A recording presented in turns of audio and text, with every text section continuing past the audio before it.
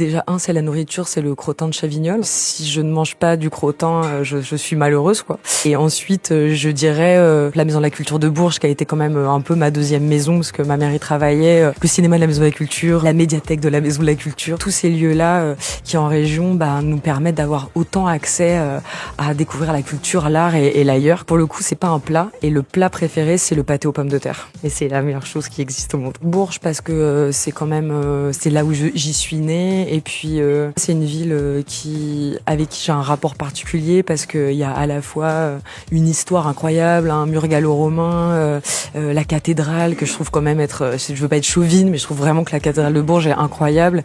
Et en même temps aussi tout un dispositif, culturel, le printemps de Bourges. Enfin, c'est une ville qui est assez complexe, qui est très riche. Et autour, moi, je viens d'une famille d'agriculteurs. Il y a les champs. Donc, oui, j'ai un attachement pour cette ville et pour tout ce qu'elle brasse aussi, que ce soit, de terroir comme de culture et comme aussi de patrimoine. Parce que quand même, à chaque fois, ça me fait un petit truc de me balader dans ces rues pavées. Et voilà, j'ai un attachement quand même très fort pour Bourges. Je dirais que c'est quand même George Sand. C'est une figure pour moi qui a été très importante. Déjà une femme autrice.